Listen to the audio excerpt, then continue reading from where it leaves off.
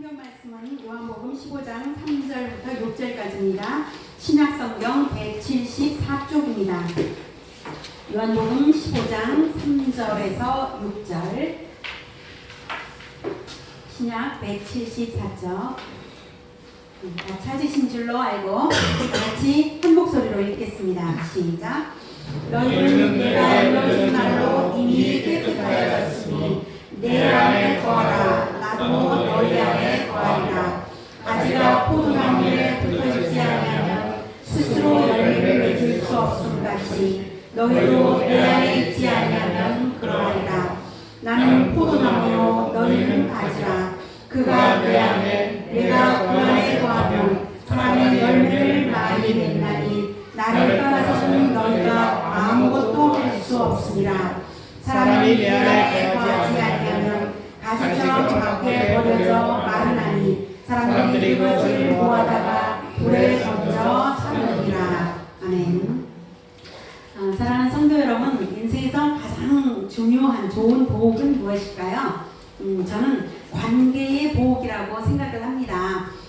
누구와 어떤 관계를 맺느냐가 가장 중요하고요. 좋은 관계가 일단 맺어지면 그 다음은 떨어지지 말고 그 관계 유지, 잘 붙어있는 것이 중요합니다. 그래서 오늘은 옆 사람에게 이렇게 인사를 해보시겠습니다. 복 받는 이 잘 붙어있게 마심.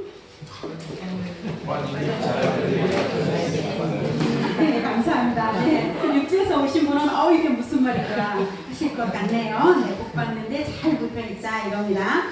예수님을 알고 믿고 있다면 여러분은 복의 근원이신 예수님과 관계를 맺으신 거예요. 예수님 믿고 있습니까? 아멘. 감사합니다. 그렇다면 이제 잘 붙어 계시는 것이 중요하고 그렇게만 하시면 됩니다. 오늘 제가 소개할 한 사람은요, 복된 관계 안에 있다가 떨어진 사람을 소개할 거예요. 네. 잠시 후 개봉 박두하고요. 먼저는 왜 붙어 있어야만 하는가 하는 것을 예수님의 설명으로 들어보실게요. 3, 4절 읽어보시겠습니다. 시작. 너희는 내가 일러준 말로 이미 깨끗하여졌으니 내 안에 거하라. 나도 너희 안에 거하리라. 가지가 포도나무에 붙어있지 아니하면 스스로 열매를 맺을 수 없음 같이 너희도 내 안에 있지 아니하면 그러하리라. 아멘. 이 말씀은 예수님이 십자가에서 죽으시기 바로 전날 하신 제자들에게 하신 말씀이에요. 내일이면 죽으실 것이라서 그 미리 알고 하신 말씀인데요. 나를 떠나지 말고 잘 붙어 있으라 라고 하십니다. 내일 죽으실 걸 알면서 자기를 떠나지 말라고 하십니다. 그러면 몸으로는 붙어 있을 수 없다는 것이죠. 그럼 무엇으로 어떻게 붙어 있을 수가 있을까요? 네, 정답은 말씀으로 붙어 있는 것입니다. 그 비결이 바로 3절이죠. 너희는 내가 일러준 말로 이미 깨끗하여졌으니 라고 말씀을 하시는데, 예수님의 말씀을 믿어서 죄가 씻음 받아서 깨끗해졌으니 이 뜻이에요. 죄 씻음 받아서 나와 관계가 맺어졌으니 이 뜻이에요. 말씀을 받아 믿는 것으로 예수님의 구원받은 백성으로 들어왔으니 이 뜻이에요. 3절은. 그러니까 이제 나하고 붙어 있으라. 이것은 말씀으로 붙어 있으라 이 말입니다. 말씀 묵상과 말씀 교제로 있으면 붙어 있는 것입니다. 여러분, 포도나무 가지가, 이건 포도나무는 아닙니다만은 가지가 포도나무에 이렇게 붙어 있으면, 나무에 붙어 있으면 가지가요, 그러면 나무에는 물관이 있어요. 그래서 물관이 있어서 우리 몸에 혈관이 있는 것처럼 물관이 뿌리에서부터 온 나무 전체에 물과 함께 수액이 흐르죠. 물관이 있으면 수액이 흐르는데 수액을 통해서 양분이 나무 전체에 공급이 됩니다. 그렇죠? 그런데 만약에 나무가 가지가 이렇게 떨어져 있으면 이것은 초록빛을 띠긴 하지만 물관을 통해서 공급을 받지 못합니다. 공급을 받지 못하기 때문에 결국에는 이것은 지금은 살아있다고 누군가가 말할지 모르지만 결국은 이것은 죽습니까? 삽니까?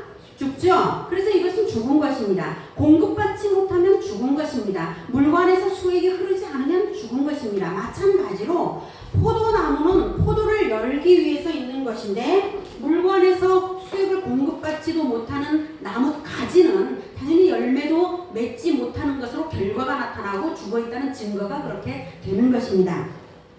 자, 수액이 흐르지 않으면 죽은 것입니다. 예수님 말씀에 붙어있지 않고 예수님 말씀에 공급을 받지 못하면 우리의 영혼은 죽어있는 것입니다. 말씀이 붙어있지 않으니까요. 말씀이 우리 안에 흐르는 것이죠. 네, 영적인 양분은 말씀이고, 네, 그리고 영적인 열매는 사람을 얻는 것입니다. 포도나무가 포도를 여는 것은 사람 비유인 것입니다. 우리도 포도나무처럼 수액을 공급받듯이 말씀을 공급받아서 포도나무가 포도를 여는 것처럼 우리도 열매를 맺어야 되는데, 그럼 사람에게 있어서 열매는 무엇인가? 말씀의 양분을 공급받으면 공급받은 말씀대로 공급받은 대로 힘을 냅니다. 무슨 말이냐? 우리가 좋은 음식을 먹으면 좋은 힘이 나죠. 그런 것처럼 말씀을 공급받으면 말씀이 내 성품으로 나옵니다.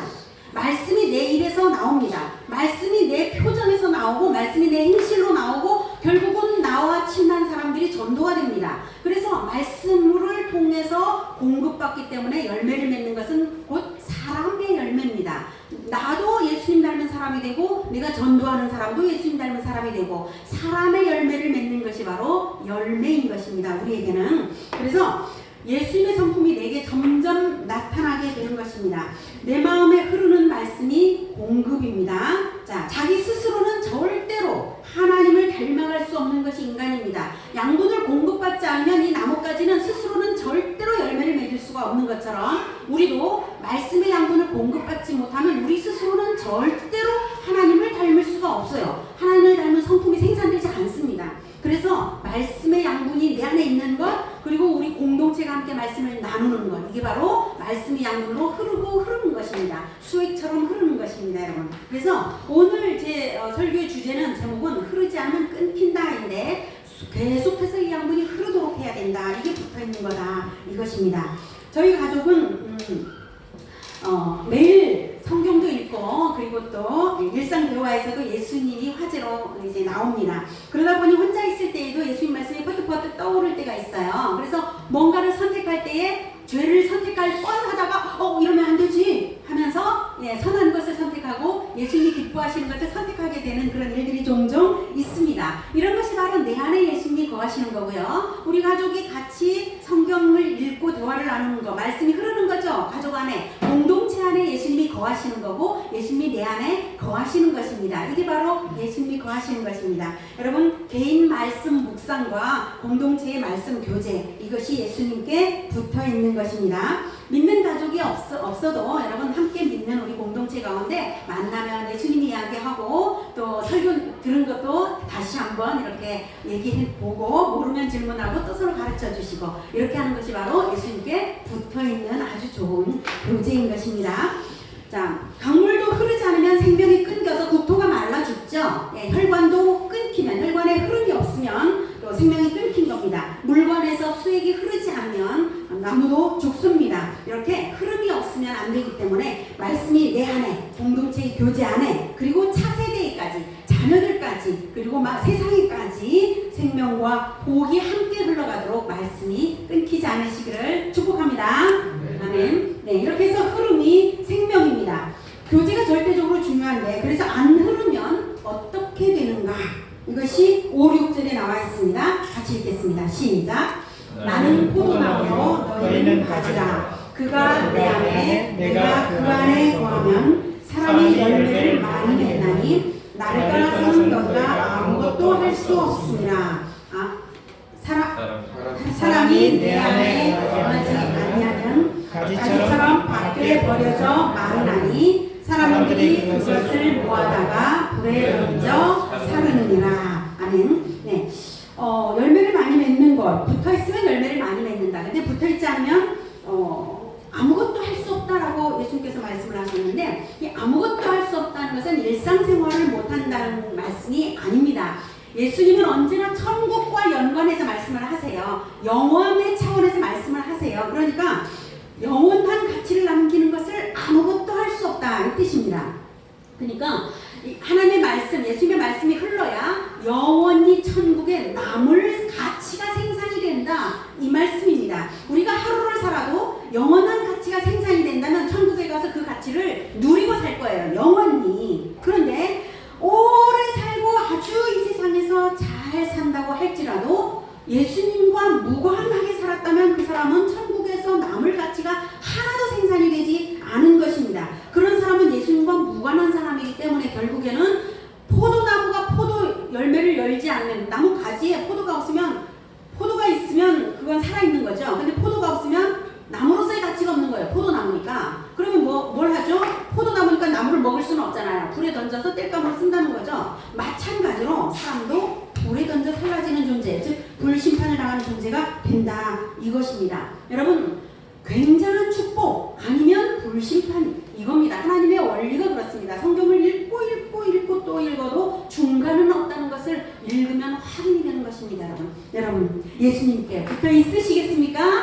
아멘. 감사합니다. 예수님의 진리가 늘 여러분 안에 흘러서 영원한 열매를 풍성히 맺는 여러분 되시기를 축복합니다. 아멘. 자, 제가 오늘 소개할 사람은 아까 말씀의 진리에 붙어있지 못한 사람이라고 했어요. 근데 원래 있었던 사람인데 착하긴 했는데 진리대로가 아니라 세상 사이에서 적당히 타협하면서 살았던 사람이었어요. 아브라함의 조카 롯인데요. 그렇게 된 것은 아브라함에게서 떨어져 나갔기 때문입니다.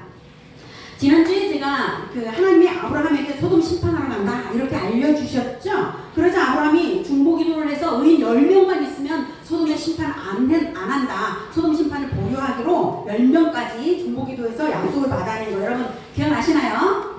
네, 지난주에 오신 분들은 기억나시죠? 자, 그럼 소돔에 의인이 몇 명 있어야 돼요? 10명. 10명이 있을까요? 없었을까요? 정답은 없었습니다. 별로. 그래서 결국 소돔은 불심판을 당하게 되었어요. 그러면 이제 소돔에 살고 있는 아브라함의 조카 롯은 어떻게 되어야 할까요? 롯은 약 23년 전에 하나님이 아브라함을 불러서 아브라함아 내가 가라고 하는 땅으로 가라 라고 하면서 내가 너에게 복을 줄게 이렇게 할 때 같이 나왔어요. 같이 언약을 받고 나왔어요. 그리고 함께 살았어요. 그런데 그들은 목축업을 했는데요. 목축업이 아주 건성한 거예요. 너무 잘 되니까 둘이 이제 목축할 땅이 좋게 느껴져서 둘이 떨어져 살기로 했습니다. 그래서 롯이 아브라함을 떠나서 소돔을 선택해서 갔습니다. 근데 소돔이 아주 심하게 악하다는 것을 알면서도 선택해서 들어갔습니다. 이게 아주 큰 실수였습니다. 롯의 잘못은요, 두 가지 점에서 잘못인데요. 첫 번째는 언약 공동체, 구원받은 아브라함 공동체를 떠났다라고 하는 게 잘못이고요. 두 번째는요, 죄악의 도시를 선택했다는 점이 잘못입니다. 롯은 삼촌 아브라함이 언약을 받았다는 것을 알았을 텐데도 그러면 붙어 있는 것이 가장 좋은 거라는 걸 알 수 있는데도 굳이 붙어 있지 않고 떠났어요. 소돔이 아주 물질적으로 풍요로운 도시라는 이유 하나만으로 악한 환경을 선택했습니다. 결국 롯은 아브라함에게서 배운 하나님의 가르침이 있었지만 소돔의 죄악과 타협을 하면서 살아가게 되었죠. 그 후 아브라함과의 관계도 아주 소홀해졌습니다. 무엇으로 알 수 있느냐면 그 가나안에서 전쟁이 있었죠. 4개국 대 5개국 전쟁이 있을 때 아브라함이 롯이 전쟁 포로가 되니까 롯을 구지하기 위해서 318명을 데리고 수십 킬로미터 달려가서 참전해서 승전을 올렸던 거 제가 한번 말씀드린 적 있죠? 목숨 걸고 그렇게 롯을 구하는 일이 있었음에도 불구하고 그 은혜를 입었는데도 롯은 아브라함의 권속으로 다시 돌아가지 않았어요. 그러니까 아브라함이 자기 상속자 하나님께 말씀드릴 때 이런 말을 했죠. 제게 무슨 상을 주려고 합니까? 제게 많은 걸 주셔도 제 상속자는 저 다메섹 사람 엘리에셀이 될 겁니다. 이 정도까지 말할 정도였어요. 아들 없으니까 조카한테라도 상속해 줄만한데 아브라함은 조카 건너뛰고 자기 종인 엘리에셀에게 상속하겠습니다 라고까지 말할 정도니까 그만큼 진짜 아들처럼 아브라함은 생각을 했는데 그 조카인 롯은 아브라함과의 관계를 소홀하게 여겨서 아마도 아브라함 마음에 얼마나 야속했으면 엘리에셀한테는 상속시켜줘 버릴 거야 이런 생각을 했던 거 아니겠습니까?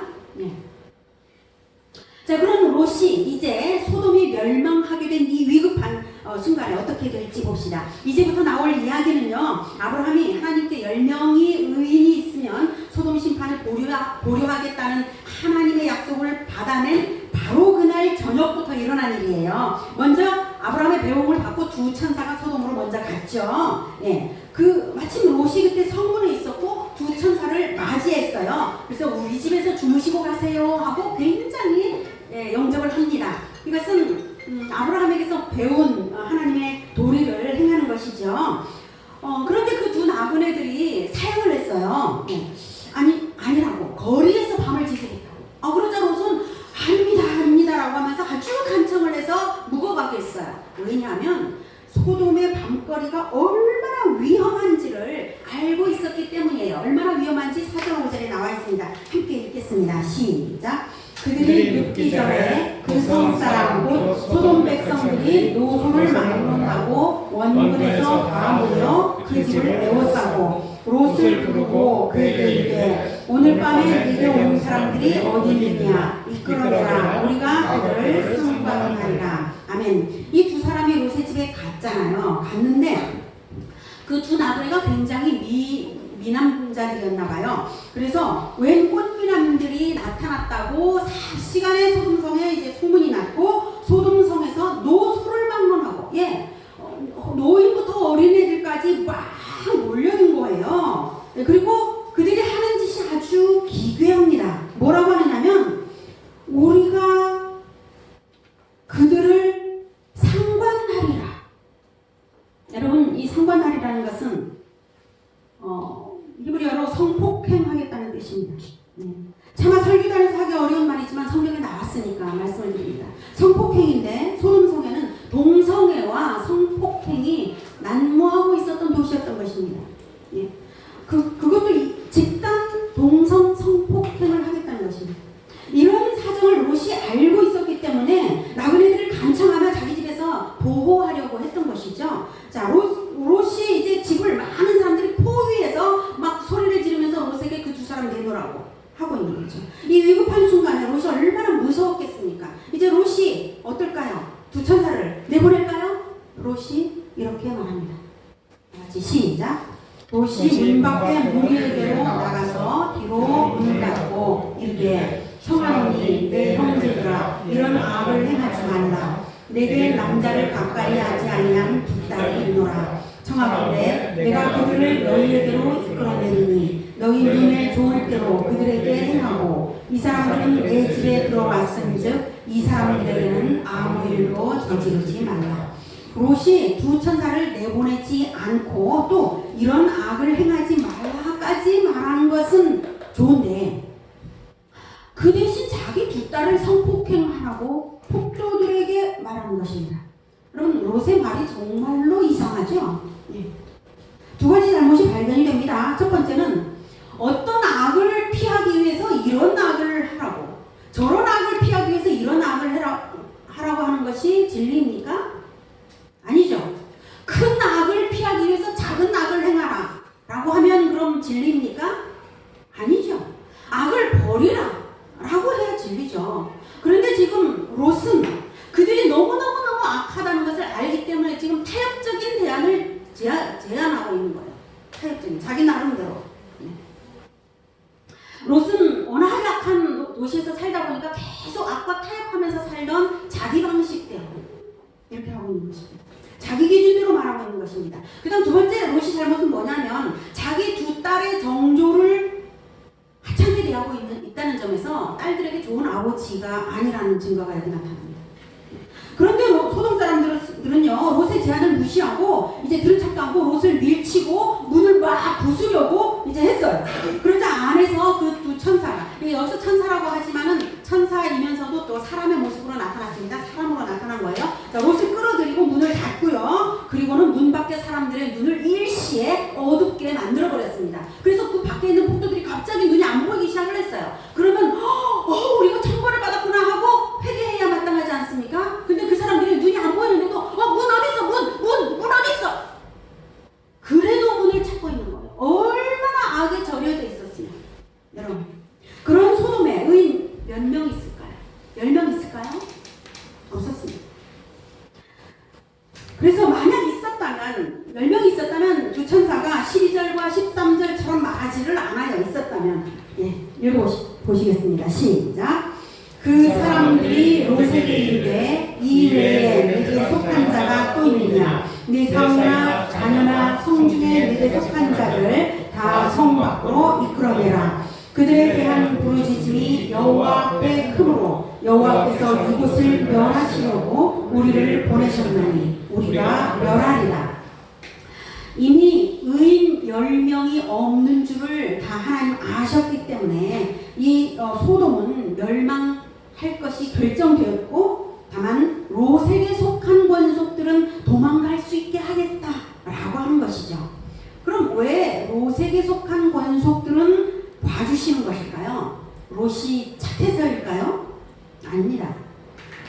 하나님과 아브라함과의 의리관계 때문이었습니다. 29절에 나옵니다. 시작. 하나님이 그 지역의 성을 멸하실 때 곧 롯이 거주하는 성을 엎으실 때에 하나님이 아브라함을 생각하사 롯을 그 엎으시는 중에서 내보내셨더라. 아멘. 롯을 생각해서가 아닙니다. 하나님은 다 아시는 거죠. 롯이 아브라함에게서 떨어져서 나와 있을 때부터 이미 진리에서 떨어졌고 영적인 생명력을 점점점 잃어가고 있었고, 그리고 다시 붙지 않는 한은 계속 잃어갈 것이고 결국 죽는다는 것을 하나님은 이미 다 아신 것입니다. 롯은 마치 잘린 나뭇가지가 아직은 초록색을 띠고 있지만, 그래서 살아있는 듯 보이지만 사실은 언젠가는 생명이 끊길 것 같은 것처럼 바로 그런 사람이었던 것이죠. 하지만 하나님은 아브라함을 생각해서 은혜를 베풀고 계신 거예요. 네, 그것도 롯뿐만 아니라 롯에게 속한 모든 권속까지, 심지어는 아직 결혼하지 않은 사위들까지 포함해서 말입니다. 네, 하나님의 의리가 이 정도입니다. 하나님은 정말이지 마지막 단 한 명까지 구원받을 수 있는 근거를 조금이라도 가진 사람은 다 구원하시는 그 의리의 하나님이십니다, 여러분. 네, 여러분 하나님께 감사하시고 하나님께 확실하게 붙어 있으시고, 여러분 주변에 있는 사람들이 롯처럼 기회를 더 얻을 수 있는 아브라함 같은 사람들 여러분 되시기를 축복합니다. 아멘. 자, 이렇게 해서 소돔을 떠나게 되면 회개 기회를 다시 가지고 다시 진리에 붙을 수도 있을 거예요. 롯에게 은혜를 베푸시는 것은 아브라함 때문인 것처럼 우리에게 은혜를 베푸시는 것도 예수님 때문입니다. 사실 아브라함이 은혜를 받는 것도 예수님 때문입니다. 예수님과 하나님과의 언약 관계가 미리 있기 때문에, 그 언약 안에 들어오는 사람은 구원해 주실 것으로 그 언약 관계가 있기 때문에 언약대로 예수님은 십자가에서 우리 죄를 대신해서 죽으신 것이고, 그 십자가의 구원의 공로가 소급되어서 그 과거의 아브라함으로부터도 다 믿는 자들이 구원을 받는 것입니다. 예수님, 아브라함, 롯 이렇게 은혜 관계가 흘러가는 것처럼 바로 예수님, 교회 공동체, 이웃으로 은혜 관계가 연결됩니다. 자, 그러면 이제 롯의 권속 전체가 이제 소돔을 도망칠 수 있을까요? 안타깝게도 그렇게 하지 못했습니다. 롯이 나가서 그 딸들과 결혼할 사위들에게 말을 했어요. 여호와께서 이 성을 멸망시킬 터이니까 너희는 일어나가지고 빨리 이곳을 떠나라 라고 말을 했는데, 사위들은 아이고 참 장인어른 웃기지 좀 마세요 라고 농담으로 여겼습니다. 그럼 이제 롯의 가족만이라도 도망칠까요? 천사들이 이제 급하게 막 재촉을 했어요. 그런데 롯이 자꾸 굼뜨게 움직이는 거예요. 왜 그랬을까요? 아마 재산이 좀 아깝지 않았을까요? 롯이 답답하게 자꾸 늑장을 부리니까 두 천사가 심지어는 롯 손을 잡고, 롯의 아내 손도 잡고, 롯의 두 딸 손을 막 잡아 끌어가지고 소돔성 밖으로 막 나가게 했습니다. 하나님이 이렇게 아주 자비를 막 더하시는 거죠. 그리고는 이렇게 말했어요. 도망하여서 생명을 보존해라. 돌아보거나 들에 머물지도 말고 산으로 도망하여서 멸망함을 면하라. 이렇게 말을 했습니다. 왜 산으로 도망하라고 했느냐면 인근의 모든 도시들이 멸망당할 것이기 때문에 그랬습니다. 그런데 롯이 너무 겁이 났던지 이렇게 말을 했습니다. 시작. 주의 종이 주께 은혜를 입었고 주께서 큰 인자를 내게 베푸사 내 생명을 구원하시오나 내가 도망하여 산에까지 갈 수 없나이다. 두렵건대 재앙을 만나 죽을까 하나이다. 보소서 저 성은 도망하기에 가깝고 작기도 하오니 나를 그곳으로 도망하게 하소서. 이는 작은 성이 아니니까 내 생명이 보존되리이다. 아멘. 머뭇거릴 때는 언제고 아까까지, 이제는 산에까지 도망할 시간적 여유가 없어서 너무 겁이 나니까 가까운 마을로 피하게 해달라고 부탁하고 있는데요. 그 마을이 작다는 이유를 또 들고 있습니다. 여러분, 산이 안전할까요? 마을이 안전할까요? 그래서 하나님께서 멸망시키시는 이유는 죄악 때문인데 산이 안전할까요? 죄인들이 사는 마을이 안전할까요? 당연히 산이 안전하지 않겠습니까? 예. 그런데 작은 마을이니까 죄악도 작을 거라고 아마 롯은 생각한 모양입니다. 그런데 여러분, 심판은 죄악이 작고 크기 때문이 아니라 죄악이 있냐 없냐 가지고 하나님 심판하십니다. 여러분, 롯의 말 한마디 한마디가 다 진리에서 멀어요. 타협적입니다. 여러분, 진리인지 진리 아닌지 하는 것만 있는 것이지 진리와 죄악이 중간에서 타협하는 게 있을까요? 그런 거 없습니다. 하나님의 진리에서 떨어져 나왔기 때문에 자꾸 롯은 자기 방식대로만 말하고 있습니다. 진리 기준이 아니라 자기 기준대로입니다. 그런데 그래도 롯의 그 부탁도 하나님이 들어주십니다. 이렇게 말합니다. 시작. 그가 내게 이르되 내가 이 일에도 내 소원을 들었은즉 내가 말하는 그 성읍을 멸하지 아니하리니 그리로 속히 도망하라. 내가 거기 이르기까지는 내가 아무 일도 행할 수 없노라 하셨더라. 그러므로 그 성읍 이름을 소알이라 불렀더라. 아멘. 소알도 멸망당할 거였는데 소알은 롯 때문에 심판에서 면제된 거예요. 하나님이 이 정도로 의리를 지키십니다. 소알이 하나도 아깝지 않고 소알은 완전히 멸망당할 성이었는데 롯 때문입니다. 자, 그래서 같은 원리로 우리 때문에 우리가 사는 이 땅도 보호를 받는 것인 줄 여러분 아시기 바랍니다. 아멘. 네. 그러니까 우리가 하나님께 더 잘해야 되겠죠? 네. 자, 그건 그렇고요. 이렇게 해서 소알로 도망을 치는 중에 소돔에 유황과 불이 마구 빗발치듯 떨어져서 소돔과 고모라는 완전히 멸망되고 말았습니다. 읽어보시겠습니다. 시작.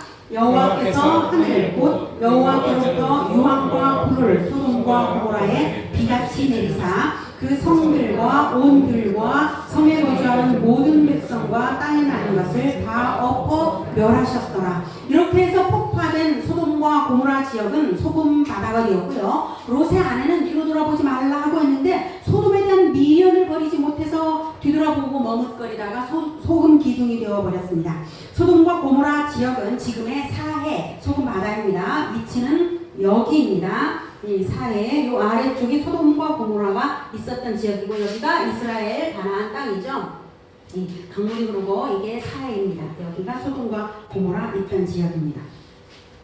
자, 그러면 이제 이 사건이 사실인 것이 고고학적 발견과 역사 기록으로 남아있으니 잠시 확인을 해보도록 하겠습니다.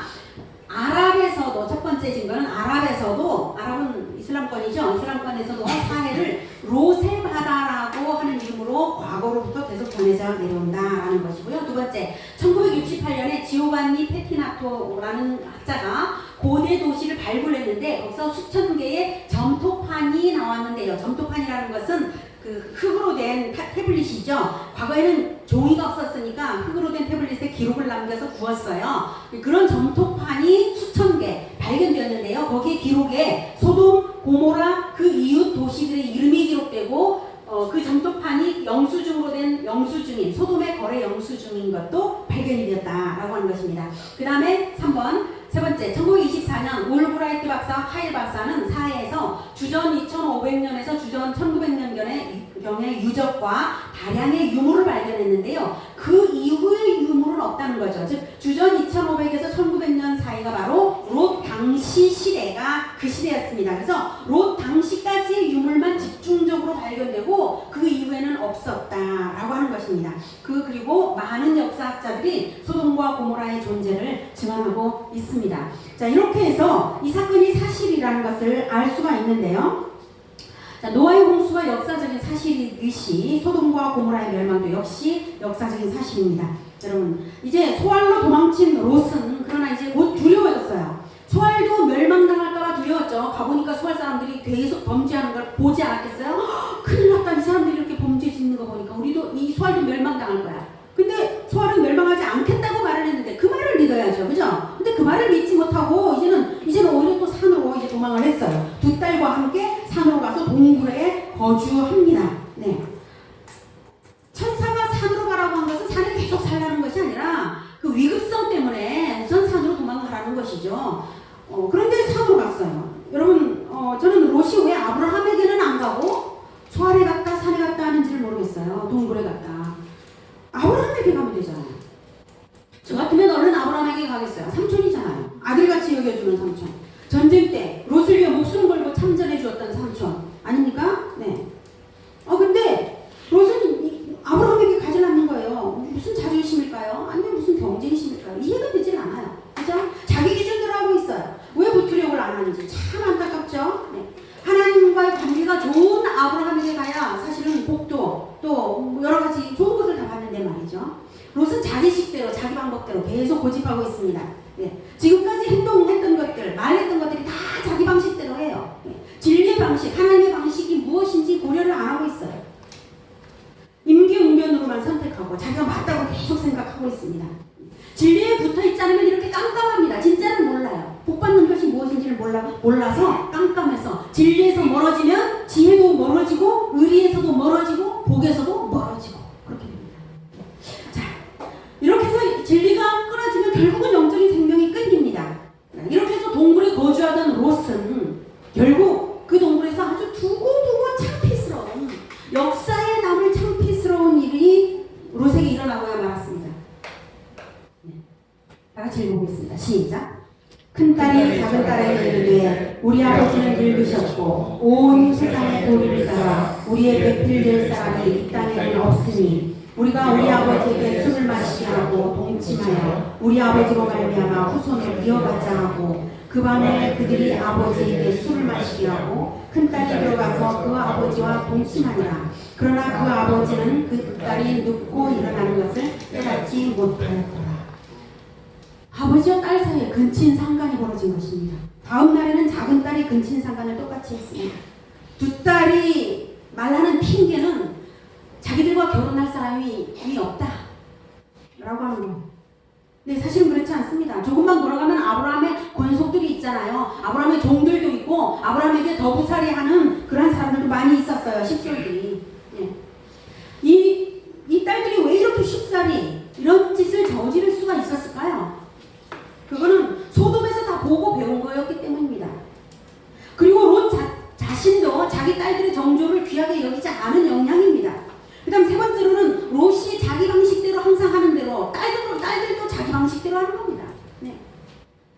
여러분, 진리에서 떨어져 나갔기 때문에 그 후손들도 계속 진리에서 떨어져 나가서 죽은 증거가 나타나고 있는 거예요. 영적으로 죽어버렸기 때문에 계속 죽음의 증상들이 나타납니다. 진리가 전량 흐르지 않으니까 선한 열매가 없고 죽음의 증상이 나오는 것입니다.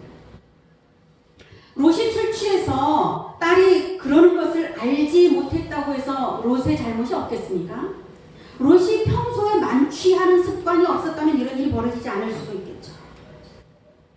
여러분, 소돔이 멸망하는 거 보고 나도 죄가 있는데 하면서 막 회개를 해도 모자랄 판에 응? 자기 아내도 죽었고 더 슬퍼하면서 애통해도 모자랄 판에 딸들을 각성시키면서 함께 회개시켜도 모자랄 판에 하나님의 심판에 대한 깨달음의 대화 한마디 없고 딸들과 술판 벌이고 있었던 이 롯에게 진리가 있었습니까? 롯의 평소 관점과 태도가 얼마나 진리에서 멀어 있길래 이 상황이 벌어지는가 한가 알 수 있습니다. 여러분, 롯은 처음부터 아브라함에게서 떠남으로써 하나님의 진리에서 떠났기 때문에 나무에 붙어있지 않은 이 가지처럼 죽어 있었던 것입니다. 열매를 맺지 못합니다. 그렇게 두 딸들은 자기 아버지와의 근친상간으로 임신까지 했습니다. 그래서 각각 아들을 낳았어요. 그래서 이름을 짓기를 모압, 베남미 이렇게 지었는데요. 정말 낯뜨겁게도요. 그 이름의 뜻이 뭐냐면 모압은 내 아버지에게서 태어난 자, 베남미는 내 아버지의 아들 이런 이름입니다. 그리고 그 이름대로 그 후손들이 이어져서 민족이 되었어요. 모압이라는 민족, 베남미라는 이름으로 이어져서 암몬이라는 민족. 세상에 인간들이 진리를 떠났을 때 자기식대로 하는 짓이라고 하는 것은 이렇게 부끄러운 것입니다. 여러분, 인간이 착해 보여도 진리를 떠나 있으면요 고작 한다는 게 큰 낙 대신 작은 낙 선택하는 것이고요, 멸망 대신 멸망이 약간 보류되는 것 뿐이에요. 우리가 무엇을 선택해야 지혜롭겠습니까? 떨어져 나간 나뭇가지에서 수액이 흐르지 않듯이 교회 공동체를 떠나고 하나님의 말씀을 떠난 사람은 공급받지 못해서 올바른 열매를 맺지 못하는 것입니다. 결국 여러분, 하나님의 말씀이 여러분 안에 흐르게 하시겠습니까? 아멘. 예수님과 함께 붙어 있으시겠습니까? 아멘. 축복합니다. 꼭 그렇게 진리가 저와 여러분 안에 흐르고 예수님께 끝까지 붙어 있을 수 있기를 축복합니다. 아직 예수님을 영접하지 않으신 분이라면 예수님을 영접하는 것이 구원으로 들어오는 것입니다. 예수님을 영접하는 것은 어려운 것이 아닙니다. 예수님을 영접하는 것이 무서운 것도 아니고 무슨 어마어마한 것을 짐을 지어주는 것도 아닙니다. 오히려 예수님을 영접하면 자유가 있습니다. 예수님의 죽음이 나의 죄를 대신하는 심판인 것을 마음에 믿기만 하면 됩니다. 예수님 내 마음에 왕으로 들어오십시오 하면 됩니다. 화면을 보면서 진심으로 영접 기도를 하십시오. 예수님께서 마음의 주인으로 들어와 주시고 여러분의 죄는 사해지며 여러분은 하나님 나라에 소속되는 것입니다. 이제 모두 예수님의 말씀에 붙어 있겠다고 결단하시면서 주님 오시는 날까지 예수제자 교회의 말씀 교제가 나날이 확대되도록 간구하는 기도를 통성으로 하시겠습니다. 소리를 내어서 기도하시겠습니다.